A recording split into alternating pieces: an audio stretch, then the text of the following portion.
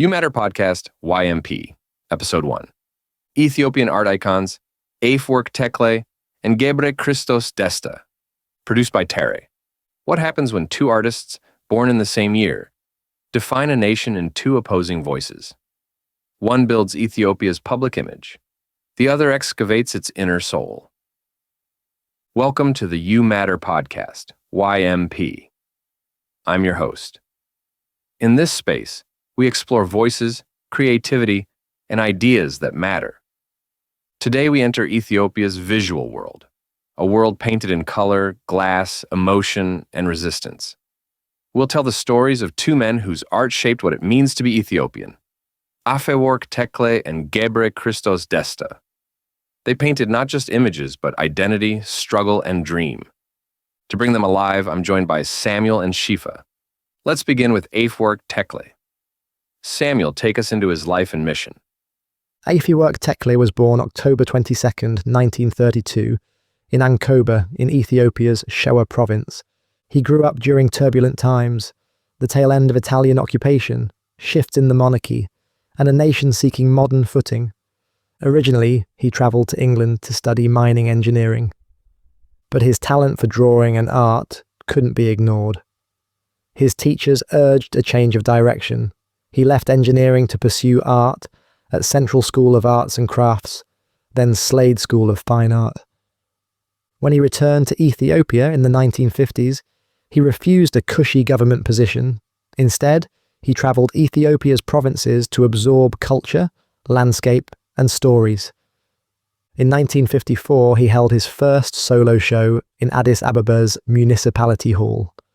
That show gave him the funds and confidence to travel Europe, study stained glass and manuscripts, and absorb global art ideas. Back home, he opened a studio at the National Library.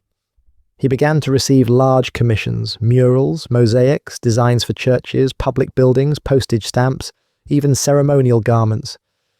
One of his most famous works, Total Liberation of Africa, the stained glass triptych in Africa Hall, United Nations Economic Commission for Africa, Addis Ababa.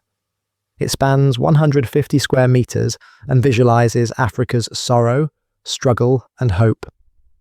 Afework's style combined traditional Ethiopian motifs, Christian themes, manuscripts, symbolic motifs, with modern techniques, mosaics, stained glass, bold color fields, sculpture.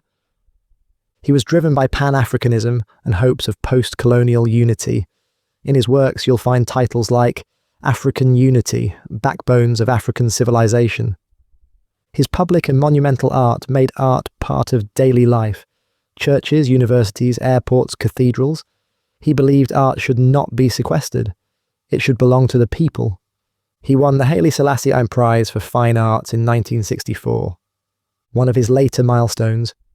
His self-portrait became the first work by an African artist accepted into the permanent collection of the Uffizi Gallery in Florence. He died April 10th, 2012. From complications of a stomach ulcer, he was buried at Holy Trinity Cathedral in Addis Ababa. You talk about public art, national identity, Pan-Africanism. How did that position him in political times, especially during upheavals? Afework worked under multiple regimes, under Haile Selassie, then during the Derg military regime. Some of his projects were state commissions, but he also kept autonomy. He didn't always align fully with propaganda. His art remained a reflective, aspirational space. Even in difficult political climates, his voice remained affirmative rather than purely critical. Now let's turn to Gebre Kristos. Shifa, take us into his life and voice. Gebre Kristos Desta was born in 1932 in Harar. He came from a religious and scholarly family. His father, Aleka Desta Nego, was a churchman who taught calligraphy, manuscript illumination, and religious art. From youth, Gebre Kristos assisted with illustrating religious manuscripts, copying scriptures, absorbing the visual grammar of Ethiopian Orthodox art. He completed secondary education in Harar and Addis Ababa, attended General Wingate High School, then briefly studied agriculture, but left to pursue art. In 1957, He received a scholarship to study in Cologne, Germany, at the Werkschule für Bildende Künste und Gestaltung. He trained in modernist, abstract expressionist modes. He graduated top of his class and earned a private studio as a mark of distinction. He held a solo show in Cologne, Gallery Kappers, which travelled in Europe. That exposure sharpened his experimental voice. He returned to Ethiopia around 1962 and introduced abstraction to the Ethiopian art scene. Much of the art world in Ethiopia was steeped in realistic, figurative, religious art. His work shocked many. He joined Addis Ababa University's Fine Arts School as a faculty member, teaching painting and poetry. In 1965, he received the Haile Selassie Prize for Fine Arts, acknowledging his daring innovation. His work was often emotionally intense, spiritual, mystical, anguished. He explored suffering, human fragility, isolation, spiritual longing. His painting, The Famine, is often cited, a work that doesn't depict famine literally, but evokes despair, loss, human fragility. He also wrote poetry, often in dialogue with his visual works. He saw painting and verse as sisters. But the tides changed in the 1970s. In 1974, the Haile Selassie regime fell. The Derg, military socialist regime, took over. Artistic freedom was squeezed. Gebre Kristos was pressured to produce propaganda. In 1978, while on an exhibition trip in Kenya, he defected. He sought refuge in Germany.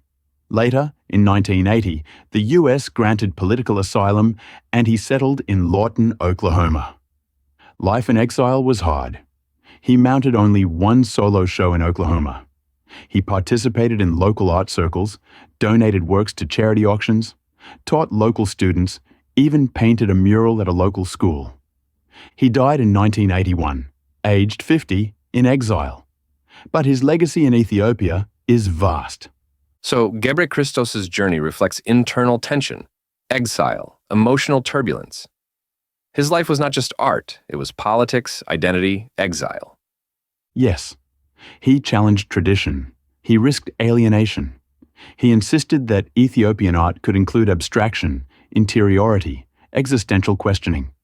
He gave future artists permission to be experimental and honest. Afework Tekle and Gebre Kristos Desta. Two men, born same year.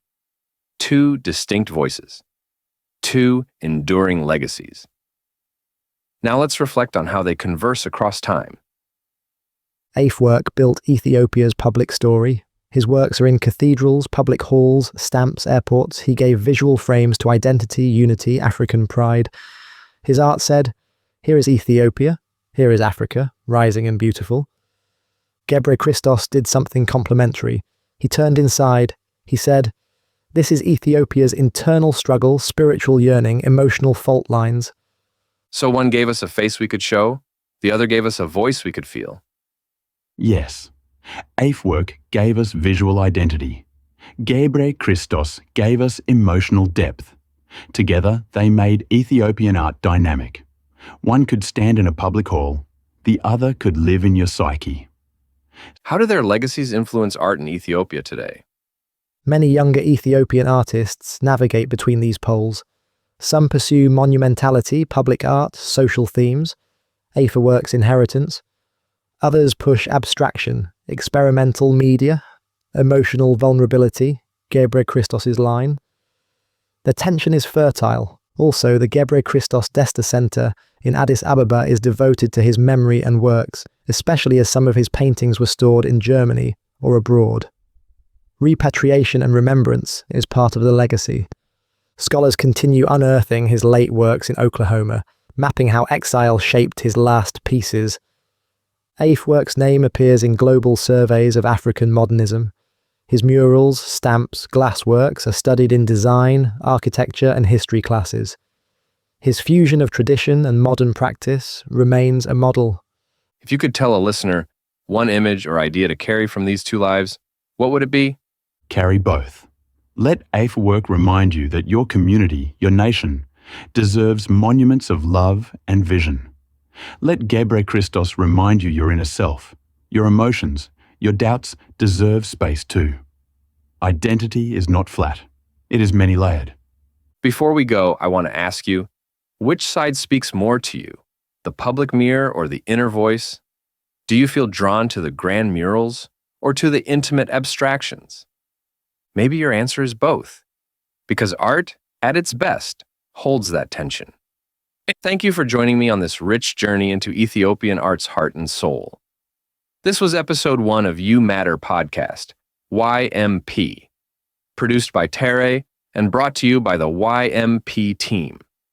Until next time, keep creating, keep reflecting, keep voicing what matters.